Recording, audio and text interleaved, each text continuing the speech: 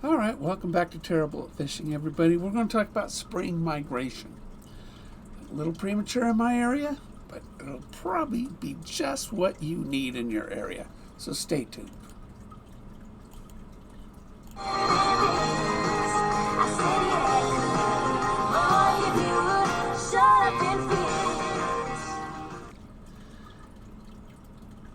All right, welcome back. Well, let me just explain a few things with spring migration. Spring migration is when the lake inverts. There's an inversion that happens on the lake.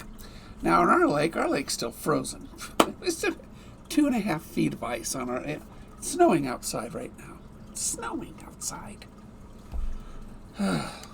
It's going to be forever until our bass actually spawn. Now, what ends up happening at this time of year in most of the country is that the bass, they've been asleep in the winter. Pretty much, very lethargic, eating very little. Their metabolism goes way down. So they've been in the deep water all winter long.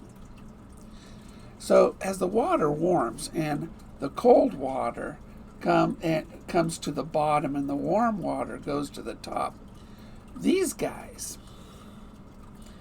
they're not going to like cold water. They're warm water. The bass like to come up then. And this is the time of year where the bass will want to come up and into the shallower waters to start feeding. And they're going to be really hungry because they have their metabolism's changing. They haven't been eating a whole lot in the winter. They're just going nuts in the shallower waters. So they come over to shallow waters and usually to the points of a lake. So those little points at the lake with 6 feet of water, this is where the bass are going. They love this area. So they find those spots. As the water starts to warm up, they're going to come up over to these points, and they're going to be feeding heavily, especially the females. They're really going to gorge themselves, because what the females are going to do next is what we call a pre-spawn. The females then are going to go and find a sheltered area past the points, and this is out of any kind of currents or things like that. It's going to be in the sunny spot of the lake. This is where the water's really going to warm up. Now bass, you're going to find them in 3 feet of water. You're going to find them hard bottoms, and so they're not going to they want to lay their eggs on something more firm. It could be gravel. It could be logs. It could be something like that. But you're not going to find it in mud. So you're going to go to these areas where the females will be migrating over to these sunny, sheltered, shallow, harder bottom areas.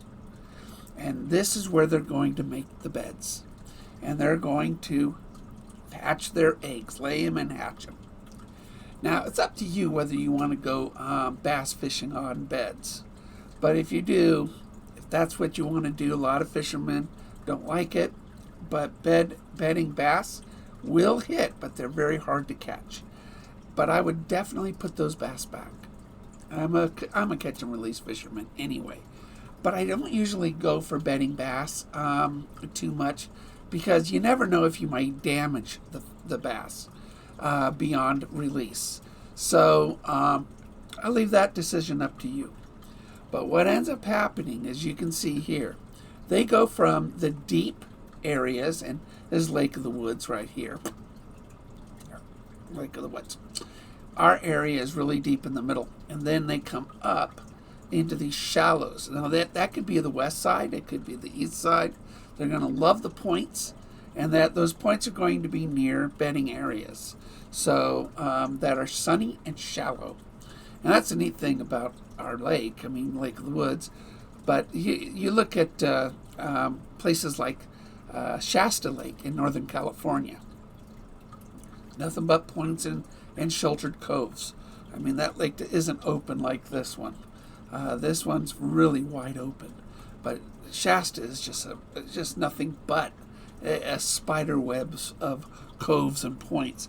Fantastic for and they, they're really good for spotted bass. And then Trinity Lake, not far from them, great for the largemouths. But I want you to sort of use this sort of as a guide. As the water starts to warm and the conversion happens, that inversion, and where the warm water comes to the top, so will the bass, and they're going to come to the top hungry. They're going to be feeding on anything and everything up on these shallower areas near points. And then as they fatten themselves up, the females will migrate, as well as the males, because they got to fertilize the eggs. They're going to migrate into sunny, sheltered coves, and in coves that have a more hard bottom to them. Now, if there's trees and limbs, things like that, they'll go ahead and use hard surfaces. They will not be going to a real soft, mushy bottom. So you're not going to get a whole lot over there. So I hope this helps you guys out for the spring migration. It's not going to happen here for a while. Here in Oregon. This lake you see right here, still got 2.5 feet of ice on it or better. We measured 27-inch minimum a few days ago, and it's been snowing like crazy this weekend. So we might see a pre-spawn in June. But you guys will be great. So leave a thumbs up and comments below. Tell me where you are and if you're in pre-spawn, spawn, or post-spawn. Because after post-spawn, these, again, the females are really, really hungry. Great time to catch some bees.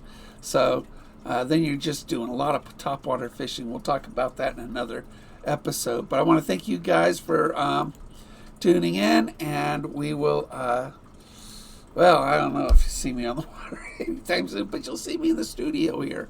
And we'll talk technology. Please look at my Terrible at Technology playlist. We're going to be doing some painting, doing a lot of spring baits whenever spring happens here. So we will see you guys later. Tight lines, everybody.